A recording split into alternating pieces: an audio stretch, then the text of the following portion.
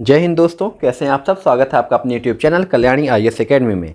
दोस्तों मैं हूं आपके साथ हर्ष। आज हम लेके आए हैं अपने मध्य प्रदेश के करंट अफेयर सीरीज के चैप्टर 7 को, जिसमें हम देखेंगे राजनीतिक घटनाक्रम, कैबिनेट निर्णय और समझौतों के बारे में। तो आइए बिना देर किए शुरू करते हैं आज के अपने इस सेशन को। तो आज का हमारा पहला क्वेश्चन है, नवनिर्मित मध्य प्रदेश का 53वां जिला मऊगंज की प्रस्तावित चौथी तहसील कौन सी है। मऊगंज, हनुमाना, नई गढ़ी या देवतलाव। दोस्तों मुझे पता है कि आप लोग जो तैयारी कर रहे हैं वो कहीं ना कहीं इस बात से अवगत होंगे और अपडेट होंगे, और अब तक आपने अपना सही उत्तर दे भी लिया होगा। ठीक है, तो आइए देखते हैं इसका सही उत्तर क्या है। तो इसका जो सही उत्तर है वो है देवतलाव। ठीक है, देवतलाव जो है अभी प्रस्तावित तहसील है। यद्यपि इसकी घोषणा तो हो चुकी है, लेकिन अभी इसको तहसील नहीं बनाया गया है, और जैसे इसको तहसील बना दिया जाएगा हम आपको इसके लिए अपडेट दे देंगे। ठीक है, और दोस्तों एक बात और ध्यान रखिएगा, पिछले वीडियो में जो हमने मध्य प्रदेश का महाधिवक्ता बताया था वो बाई मिस्टेक पुरुषेंद्र कौरव बोल दिया था। ठीक है, आप उसको सही कर लीजिएगा। वो जो हैं प्रशांत सिंह है। ठीक है, प्रशांत सिंह, उसे आप अपडेट कर लीजिएगा। आइए आगे बढ़ते हैं। देखिए मध्य प्रदेश का जो 53वां जिला है वो है मऊगंज, जो कहाँ से अलग हुआ है, रीवा से। और इसके जो गठन की तिथि है वो है 13 अगस्त 2023, और ये ऑथेंटिक तिथि है। ठीक है, लेकिन कुछ स्रोतों में 15 अगस्त 2023 दिया हुआ है। और जो प्रस्तावित तहसील है वो कौन सी है, देवतलाव। अब आइए मऊगंज के बारे में जानते हैं। तो जो मऊगंज है वो 2023 में 3 नए जिले बने। ठीक है, 3 नए जिले बने, और ये 3 नवगठित जिलों में से पहला है। ठीक है, जो 3 नए जिले बने थे उनमें से पहला कौन सा है, मऊगंज है। दूसरा कौन सा है, पांढुर्ना है। और तीसरा मैहर है। ध्यान रहेगा, पहला कौन सा है, मऊगंज है, 13 अगस्त 2023। फिर दूसरा पांढुर्ना है 5 अक्टूबर 2023। और तीसरा मैहर है, ये भी 5 अक्टूबर 2023 को बनाया गया। तो ये 53वां, 54वां और 55वां। तो अब कुल कितने ज़िले हो गए हैं, अब कुल 55 ज़िले हो गए हैं। ध्यान रहेगा। अब आइए बात करते हैं कि मऊगंज की तहसीलें कौन कौन सी हैं। तो मऊगंज में वर्तमान में 3 तहसील है और एक प्रस्तावित है। और ये 3 तहसीलें कौन कौन सी हैं, मऊगंज, हनुमाना और नई गढ़ी। ठीक है, नई गढ़ी ये तहसीलें हैं। ध्यान रहेगा। अब देखिए, अब आपसे क्वेश्चन पूछेगा कि मऊगंज जो जिला बना है इसका लोकसभा क्षेत्र क्या है, यानी मऊगंज के लोग किस क्षेत्र के लिए वोट डालेंगे। ठीक है, तो ध्यान रखिएगा, इसका जो लोकसभा क्षेत्र है वो रीवा है। लोकसभा क्षेत्र क्या है, रीवा है। ठीक है, यानी रीवा का सांसद कहाँ पे सेवाएं देगा, किस जिले पे, तो मऊगंज में भी सेवाएं देगा। ठीक है, विधानसभा की बात की जाए तो मऊगंज में विधानसभा कौन कौन सी है, तो 2 विधानसभा है, मऊगंज विधानसभा और देवतलाव विधानसभा। देवतलाव, तो 3 तहसील है, 2 विधानसभा है और लोकसभा रीवा लगता है। और इसके जो प्रथम कलेक्टर हैं वो हैं अजय श्रीवास्तव। अजय श्रीवास्तव इसके प्रथम कलेक्टर बनाए गए हैं। आपसे पूछ सकते हैं कि पहले एसपी कौन है, तो पहले एसपी का नाम है बीरेंद्र जैन। बीरेंद्र जैन। अब देखिए दोस्तों, इससे जो प्रसिद्ध क्वेश्चन बनता है, ये आप मऊगंज देख सकते हैं, है ना। इससे जो प्रसिद्ध क्वेश्चन बनता है वो पूछ सकता है कि मऊगंज किस नदी के किनारे है, तो मऊगंज है सेलर नदी के किनारे। ठीक है, ध्यान रहेगा। और यहीं पे मध्य प्रदेश का सबसे ऊंचा जलप्रपात है जिसका नाम है बहुती जलप्रपात। बहुती जलप्रपात, जो कि सेलर या ओड्डा नदी, एक ही नाम है इनका। ठीक है, इस पे बना हुआ है, और इसकी ऊंचाई है 198 मीटर या लगभग 650 फीट। ध्यान रखिएगा, कई बार फीट में भी पूछ लेता है, तो 650 फीट होता है। ठीक है, अब आगे, अब मऊगंज के बारे में सबसे महत्वपूर्ण तथ्य आपसे पूछ सकता है कि किस व्यक्ति ने मऊगंज को मध्य प्रदेश का जिगर कहा था। तो ध्यान रखिएगा, डॉक्टर लाल बिहारी कुशवाहा। डॉक्टर लाल बिहारी कुशवाहा वो व्यक्ति हैं जिन्होंने मऊगंज को मध्य प्रदेश का जिगर नाम की संज्ञा दी। ठीक है दोस्तों आप देख रहे होंगे कि किस प्रकार न केवल हम ऑप्शंस के फैक्ट को कवर कर रहे हैं, बल्कि हम आसपास की सारी सराउंडिंग इन्फॉर्मेशन को ला के आपको दे रहे हैं। और आपको अगर इन्फॉर्मेशन अच्छी लग रही हो तो प्लीज़ हमारे वीडियो को लाइक करिए, चैनल को सब्सक्राइब करिए और ज़्यादा से ज़्यादा अपने दोस्तों के साथ शेयर करिए। तो आइए आगे बढ़ते हैं और देखते अपने अगले प्रश्न को। आज का हमारा जो अगला प्रश्न है वो है, नवनिर्मित मध्य प्रदेश का 54वां जिला पांढुर्ना के लिए विधानसभा सीटों की संख्या है 1, 2, 3 या 4। तो इसका जो सही उत्तर है वो है 2 सीटें। ठीक है, हमने आपको बताया था कि मध्य प्रदेश का जो 54वां जिला है वो पांढुर्ना को बनाया गया है छिंदवाड़ा से अलग करके। ठीक है, कब बनाया गया, 5 अक्टूबर 2023 को इसका गठन किया गया। ठीक है, विधानसभा की बात करें तो 2 सीटें हैं, पांढुर्ना और सौसर। क्लियर है। और तहसील की अगर बात की जाए तो यहाँ पे जो तहसीलें हैं वो भी 2 हैं, पांढुर्ना और सौसर। ठीक है, विधानसभा भी 2 हैं, पांढुर्ना सौसर, और तहसील भी 2 हैं, पांढुर्ना और सौसर। ठीक है, पांढुर्ना शहर जाम नदी के किनारे स्थित है। जाम नदी के किनारे प्रतिवर्ष जो गोटमार मेला लगता है वो अब कहाँ लगा, मतलब उसका सही उत्तर अब क्या होगा, पांढुर्ना। ये आप देख सकते हैं। पांढुर्ना में अधिकतर लोग जो हैं वो मराठी भाषी हैं। ठीक है, मराठी भाषा बोलते हैं क्योंकि महाराष्ट्र से लगा हुआ क्षेत्र भी है। अब आगे देखिएगा, प्रसिद्ध जाम सांबली हनुमान मंदिर एवं हनुमान लोक अब पांढुर्ना जिले के अंतर्गत शामिल है। ये पहले बनने वाले थे छिंदवाड़ा में। ठीक है, छिंदवाड़ा में प्रस्तावित थे। अब चूंकि छिंदवाड़ा से पांढुर्ना अलग हो गया तो ये चले गए कहाँ पे, पांढुर्ना में। ठीक है, ध्यान रहेगा। अब देखिए, अब इसकी बात की जाए तो इसके भी प्रथम कलेक्टर आपसे पूछ सकता है कि पांढुर्ना के प्रथम कलेक्टर का नाम क्या है। तो पांढुर्ना के प्रथम कलेक्टर का नाम है अजय देव शर्मा। अजय देव शर्मा। और प्रथम एसपी हैं इसके राजेश त्रिपाठी जी। ठीक है, ध्यान रहेगा, अजय देव शर्मा और राजेश त्रिपाठी। लोकसभा की बात करें तो इसमें अभी भी लोकसभा छिंदवाड़ा ही लगेगा। ठीक है, लोकसभा क्या है, छिंदवाड़ा लगेगा। नदी है जाम नदी, आपको बता दिए, जिसके किनारे गोटमार मेले का आयोजन किया जाता है। अब एक बात ये ध्यान रखिएगा कि जैसे आपको पता है कि अभी तक छिंदवाड़ा मध्य प्रदेश का सबसे बड़ा जिला था, है ना। अब चूंकि उससे पांढुर्ना अलग हो गया और इसमें 12 तहसीलें शेष रह गई, किसमें, छिंदवाड़ा में, और अब ये सबसे बड़ा जिला नहीं है। ठीक है, अब सबसे बड़ा जिला हो गया शिवपुरी। ठीक है, तो आपसे क्वेश्चन पूछता है कि मध्य प्रदेश का सबसे बड़ा जिला कौन सा है, तो वो ध्यान रखिए कौन सा है, शिवपुरी। क्लियर है। अब आगे अन्य नवीन जिलों में विधानसभा सीटें आपको बता दिए। मऊगंज के लिए कौन सी हैं, मऊगंज देवतलाव। मैहर के लिए कौन सी है, मैहर व अमरपाटन। आइए आगे बढ़ते हैं, देखते हैं अपने अगले प्रश्न को। और आज का हमारा अगला प्रश्न है, नवनिर्मित मध्य प्रदेश का 55वां जिला मैहर के प्रथम कलेक्टर कौन है। रानी बाटड़, अजय देव शर्मा, अजय श्रीवास्तव या इनमें से कोई नहीं। तो इसका जो सही उत्तर है वो है रानी बाटड़। ये आप देख भी सकते हैं रानी बाटड़ को। ठीक है, मैहर को प्रदेश का 55वां जिला बनाया गया है। और हमने आपको बताया कि इसका जो गठन हुआ है वो कब हुआ है, 5 अक्टूबर 2023 को बनाया गया है 55वां जिला। ठीक है, अब अगर आपसे पूछ ले कि मैहर जिले में कौन कौन सी तहसीलें हैं, तो मैहर जिले में 3 तहसीलें हैं, मैहर, अमरपाटन और रामनगर। मैहर, अमरपाटन और रामनगर 3 तहसीलें हैं। ध्यान रहेगा, ये 3 तहसीलें हैं। तो मऊगंज में 3 तहसील है, मैहर में 3 तहसील है और पांढुर्ना में 2 तहसील है। क्लियर है। अब आगे लोकसभा की बात की जाए तो इसका भी लोकसभा अभी सतना लगेगा। ठीक है, क्या लगेगा, सतना। तो एक बात यहाँ पे ध्यान रखिएगा दोस्तों, तीनों क्षेत्र का लोकसभा क्षेत्र वही है। ठीक है, जिससे वो अलग हुए हैं। और विधानसभा की बात की जाए, मैहर के विधानसभा की बात की जाए तो मैहर में 2 विधानसभा क्षेत्र हैं, मैहर और अमरपाटन। मैहर और अमरपाटन। ठीक है, अब इसके पुलिस अधीक्षक की बात की जाए, जैसे कलेक्टर इसकी रानी बाटड़ है, तो पुलिस अधीक्षक इनकी यानी एसपी कौन है, तो एसपी का नाम है सुधीर कुमार अग्रवाल या सुधीर अग्रवाल।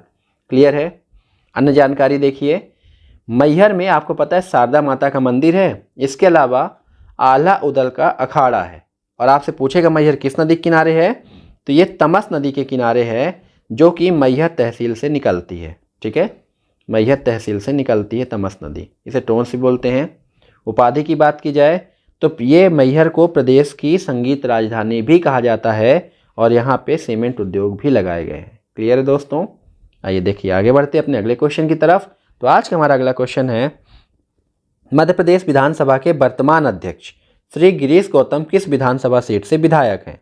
मऊगंज, देवतलाव, हनुमना या नई गढ़ी। तो इसका जो सही उत्तर है वो है देवतलाव। ये जो नवनिर्मित जिला है 53वां जिला वो है मऊगंज, और इसी में जो तहसील है आपकी, जो प्रस्तावित तहसील है वो देवतलाव है। ठीक है, और इसी तहसील से, इसी क्षेत्र से जो विधायक हैं वो हैं श्री गिरीश गौतम जी, जो कि वर्तमान अध्यक्ष भी हैं विधानसभा के। अब देखिए आगे, प्रदेश के 53वें जिले के रूप में मऊगंज जिले के गठन की घोषणा मुख्यमंत्री श्री शिवराज सिंह चौहान द्वारा 4 मार्च 2023 को की गई थी और 13 अगस्त 2023 को इसको जिला बना दिया गया। तहसीलें 3 हैं, बता चुके आपको, मऊगंज, हनुमना, नई गढ़ी, देवतलाव प्रस्तावित है। ठीक है, विधानसभा सीटें 2 हैं, मऊगंज और देवतलाव। क्लियर है दोस्तों। अब आगे, अब जब मऊगंज को गठित कर दिया गया तो मऊगंज के गठन के पश्चात जो मध्य प्रदेश में माफ़ करिएगा, रीवा में जो तहसीलें बची हैं उनकी संख्या 8 है। ठीक है, और रीवा संभाग में जो ज़िले हो गए हैं रीवा संभाग में, तो रीवा संभाग में अब 6 ज़िले हो गए हैं। ठीक है, उसको सुधार लीजिएगा, 6 ज़िले हो गए हैं। क्लियर है। अब जो मऊगंज है, मऊगंज के पड़ोसी क्षेत्रों को देखते हैं। ठीक है, तो ये पूर्व में सीधी और मिर्ज़ापुर से लगा हुआ है। पूर्व में कौन सा है? सीधी और मिर्ज़ापुर है। पश्चिम में रीवा है। उत्तर में रीवा और प्रयागराज है। उत्तर में कौन सा है? रीवा और प्रयागराज है। और दक्षिण में सीधी है। ठीक है, दक्षिण में कौन सा है? सीधी है। अब यहाँ पे एक बात ध्यान रखिएगा, जब ये मऊगंज जिला बन गया तो अब उत्तर प्रदेश को छूने वाले ज़िलों की संख्या है 14। इसके पहले 13 ज़िले छूते थे और अब कितने छूने लगे? 14 ज़िले छूने लगे। क्लियर है दोस्तों। आइए आगे बढ़ते अपने अगले प्रश्न की तरफ। और आज का हमारा अगला प्रश्न है, किस शहर को मध्य प्रदेश की ऑरेंज सिटी के नाम से जाना जाता है? मऊगंज, देवतलाव, पांढुर्ना या नई गढ़ी? तो इसका जो सही उत्तर है वो है पांढुर्ना। पांढुर्ना शहर को मध्य प्रदेश की ऑरेंज सिटी के नाम से जाना जाता है और ये मध्य प्रदेश का 54वां जिला है जिसका गठन 5 अक्टूबर 2023 को किया गया। तहसील आपको बता चुके हैं कि पांढुर्ना और स्यांसर 2 तहसीलें हैं इसमें, और ये NH47 पर अवस्थित है पांढुर्ना। तो आपसे नेशनल हाईवे पूछ सकते हैं, तो कौन सा नेशनल हाईवे? NH47। और यह मध्य प्रदेश का पूर्णतः मराठी भाषी जिला है। क्लियर है दोस्तों।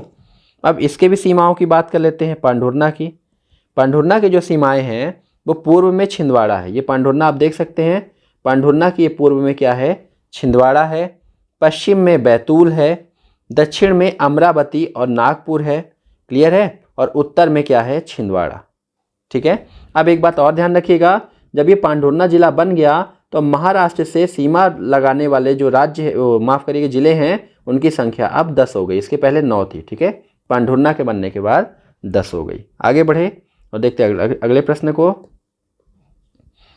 मऊगंज जिले का गठन मध्य प्रदेश भू राजस्व संहिता 1959 की किस धारा के तहत किया गया? 12, 13, 14 या 15?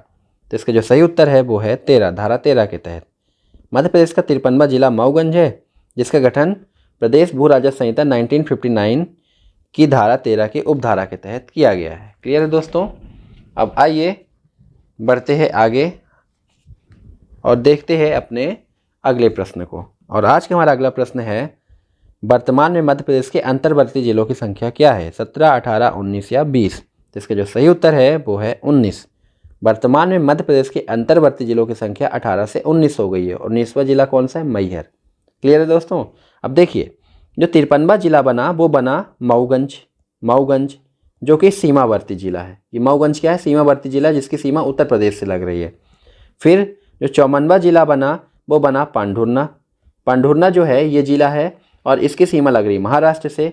और जो 55वां जिला बना वो बना मैहर, और मैहर की सीमा आप देख सकते हैं कि किसी से नहीं लग रही है। ठीक है, मैहर की सीमा किसी से नहीं लग रही, यानी ये अंतर्वर्ती जिला है। इसीलिए जब ये अंतर्वर्ती है तो पहले 18 थे और एक और जुड़ गए तो कितने हो गए? 19 हो गए। ठीक है, क्लियर है दोस्तों। और जो ये वाले सीमा साझा करने वाले ज़िले हैं वो कितने थे? पहले 34 थे, अब 2 और जुड़ गए तो कितने हो गए? 36 हो गए। क्लियर है दोस्तों। आगे बढ़ते हैं और देखिए, सबसे बड़े ज़िले के बारे में बता दी कि सबसे बड़ा ज़िला जो हो गया वो कौन सा हो गया है? शिवपुरी हो गया है। महाराष्ट्र से सीमा लगाने वाले ज़िले 10, उत्तर प्रदेश से सीमा लगाने वाले ज़िले 14 हो गए। आइए बढ़ते हैं अगले प्रश्न की तरफ। और अगला प्रश्न है, देश की दूसरी सबसे बड़ी oil marketing company Bharat petroleum corporation limited ने मध्य प्रदेश के किस कंपनी को अपने में विलय करने की घोषणा की है? बीना तेल परिष्करणी, चांदनी ताप विद्युत गृह, रीवा अल्ट्रा मेगा सोलर या इनमें से कोई नहीं? इसका जो सही उत्तर है वो है बीना तेल रिफाइनरी या परिष्करणी। ठीक है, भारत पेट्रोलियम कॉरपोरेशन लिमिटेड ने मध्य प्रदेश के बीना स्थित भारत ओमान रिफाइनरी लिमिटेड का विलय करने की घोषणा की है। बीना परिष्करणी की बात की जाए तो इसके लिए ओमान से कच्चे तेल का आयात किया जाता है। ठीक है, इसकी स्थापना की बात करें तो बीना रिफाइनरी की स्थापना हुई है बीना सागर में 2011 में, मई 2011 में। क्लियर है दोस्तों। और सहयोगी देश कौन है, यानी किसके देश से ये ओमान रिफाइनरी लगाई गई है? तो वो है ओमान। क्लियर है, इसीलिए ओमान से कच्चे तेल का आयात किया जाता है। इसकी क्षमता कितनी है? इसकी क्षमता है 6 lakh metric ton. 6 lakh metric ton. Clear है दोस्तों। चांदनी ताप विद्युत गृह के बारे में देखते हैं तो चांदनी ताप विद्युत ग्रह जो है वो मध्य प्रदेश का प्रथम ताप विद्युत केंद्र है, जिसकी स्थापना 1953 में बुरहानपुर में की गई। 1953 में बुरहानपुर में की गई, जो कि पाथरखेड़ा कोयला क्षेत्र से कोयला प्राप्त करता है, और इसके अलावा national coal field limited Nagpur से कोयला प्राप्त करता है, जबकि इसकी जलापूर्ति होती है सुक्ता नदी द्वारा। सुक्ता नदी द्वारा। क्लियर है दोस्तों। और एक बात और ध्यान रखिएगा, जब ये बिजली बनाता है तो बिजली देता किसको है, तो ये नेपानगर बुरहानपुर को देता है। नेपानगर जो अखबारी कागज़ का कारखाना है उसको बिजली सप्लाई करता है। क्लियर है दोस्तों। वही रीवा अल्ट्रा मेगा सोलर परियोजना को देखते हैं, तो 10 जुलाई 2020 को प्रधानमंत्री नरेंद्र मोदी द्वारा मध्य प्रदेश के रीवा में 750 मेगावाट की स्थापित की गई है ना, विद्युत क्षमता की स्थापना की गई है, जिसमें 250 मेगावाट की 3 इकाइयाँ हैं। क्लियर है दोस्तों। आगे बढ़ते हैं और अपने अगले प्रश्न की तरफ। और आज का हमारा अगला प्रश्न है, लिटरेचर गजेटियर बनाने वाला देश का पहला राज्य है उत्तर प्रदेश, मध्य प्रदेश, हिमाचल प्रदेश, अरुणाचल प्रदेश। इसका जो सही उत्तर है वो है मध्य प्रदेश। लिटरेचर गजेटियर बनाने वाला देश का पहला राज्य मध्य प्रदेश है। गजेटियर की बात करें तो प्रशासकों की जानकारी और सुविधा के लिए आविष्कृत बहुप्रयुक्त ग्रंथ है, जिसमें एक क्षेत्र विशेष की संपूर्ण प्रामाणिक भौगोलिक, सांस्कृतिक, समाज संबंधी जानकारियों का यथासंभव सचित्र संचयन होता है। क्लियर है। अब ये ध्यान रखिएगा कि गजेटियर पहली बार भारत में 1815 में प्रस्तुत किया गया था और प्रस्तुतकर्ता का नाम था वाल्टर हैमिल्टन। वाल्टर हैमिल्टन ने पहली बार गजेटियर प्रस्तुत किया था। ठीक है। और मध्य प्रदेश पहला राज्य बना जिसने लिटरेचर गजेटियर प्रस्तुत किया है। अब मध्य प्रदेश का हम कुछ चाहते हैं कि अन्य तथ्य आप लोग देख लें, जहाँ पे मध्य प्रदेश का प्रथम स्थान है। तो आप लोग इसको नोट भी करते रहिएगा, मैं बोलता रहूँगा। बिजली बोर्ड की स्थापना करने वाला मध्य प्रदेश देश का पहला राज्य है। ठीक है, बिजली बोर्ड की स्थापना। दूसरा, गौ अभ्यारण्य की स्थापना के मामले में मध्य प्रदेश का पहला स्थान है और गौ अभ्यारण्य आगर में बनाया गया है।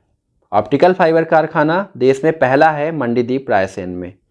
इसके अलावा आपदा प्रबंधन संस्थान के मामले में भोपाल में है, तो ये मध्य प्रदेश का पहला है। ठीक है।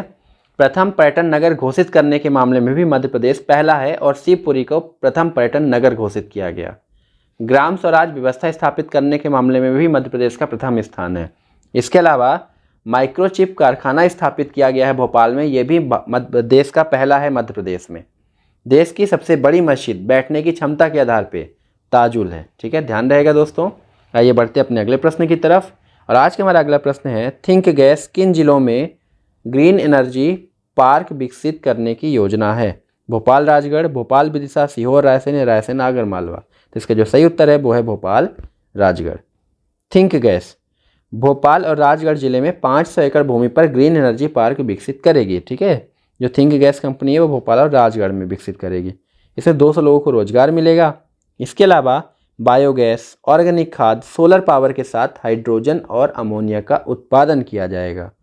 इसमें 15 टन प्रतिदिन क्षमता का बायोगैस प्लांट, ऑर्गेनिक खाद, 20 मीट्रिक टन प्रतिदिन क्षमता का पावर प्लांट और 10 मेगावाट क्षमता का कैपेटिव सोलर प्लांट लगाया जाएगा।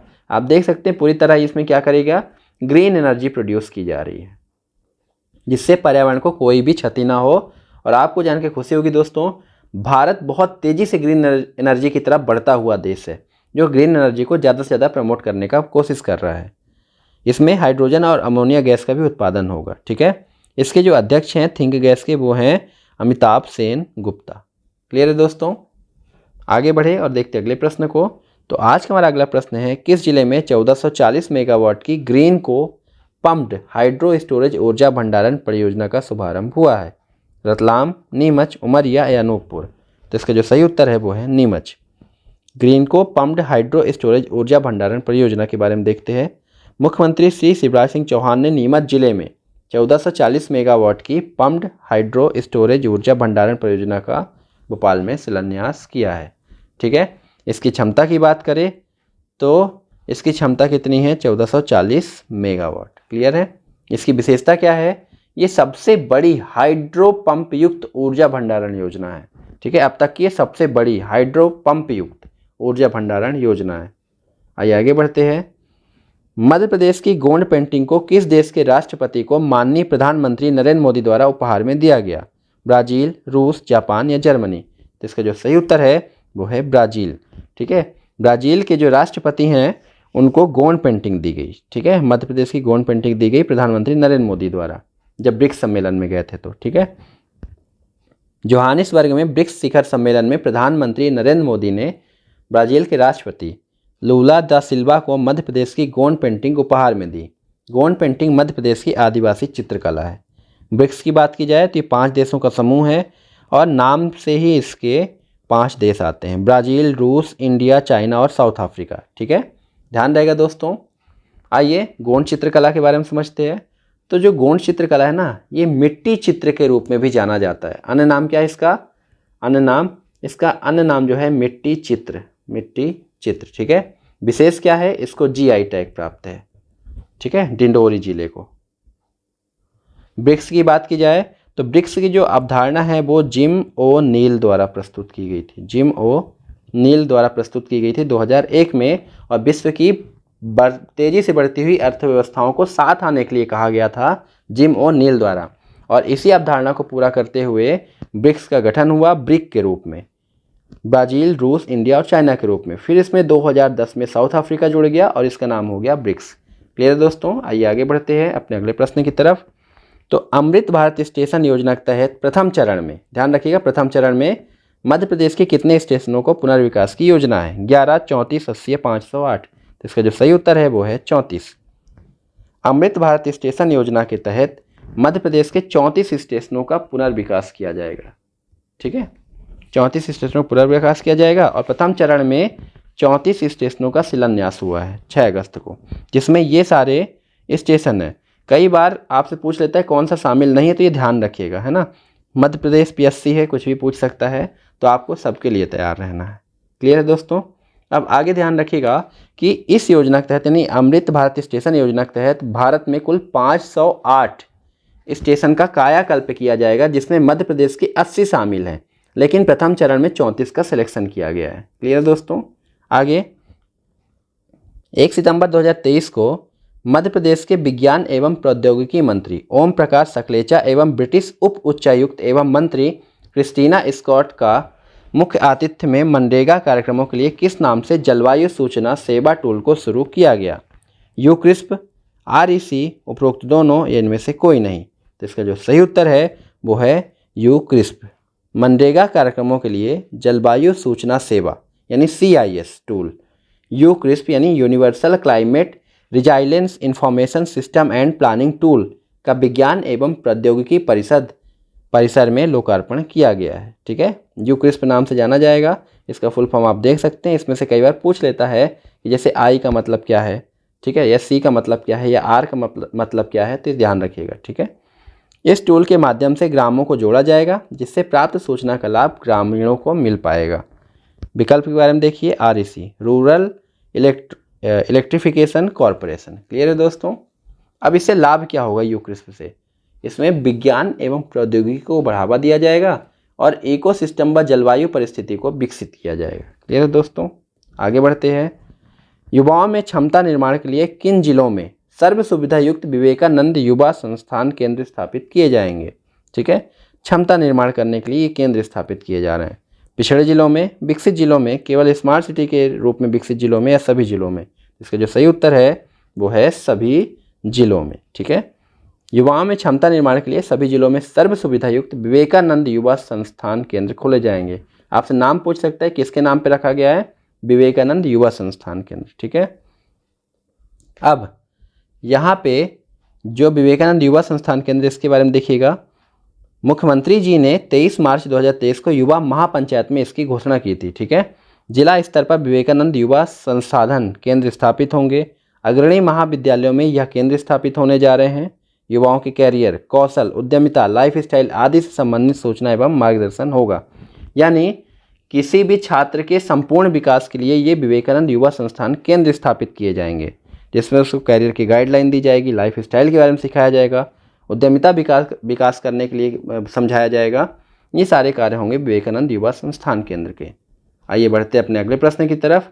और अगला प्रश्न है, किस जिले के ग्राम रतन बसई में स्थापित होने वाले हार्टिकल्चर कॉलेज का शिलान्यास किया? भिंड, मुरैना, श्योपुर या शिवपुरी? तो इसका जो सही उत्तर है वो है मुरैना। 6 अक्टूबर 2023 को केंद्रीय कृषि एवं किसान कल्याण मंत्री नरेंद्र सिंह तोमर ने रानी लक्ष्मीबाई केंद्रीय कृषि विश्वविद्यालय झांसी के अंतर्गत मुरैना जिले की पोरसा तहसील के ग्राम रतन बसई में स्थापित होने वाले हार्टिकल्चर कॉलेज का शिलान्यास किया। तो कौन सा कॉलेज खुलने जा रहा है? हार्टिकल्चर। इसकी लागत कितनी है? तो 160 करोड़ रुपए। क्लियर है दोस्तों? आगे बढ़ते हैं। राष्ट्रीय नीति आयोग की आकांक्षी जिलों की डेल्टा रैंकिंग में देश के टॉप 5 जिलों में मध्य प्रदेश के कितने शामिल हुए? 1, 2, 3 या 4? तो इसका जो सही उत्तर है वो है 2। ठीक है, 2। 8 फरवरी 2023 को नीति आयोग ने देश के अविकसित 112 आकांक्षी जिलों के लिए champion of change delta ranking जारी की।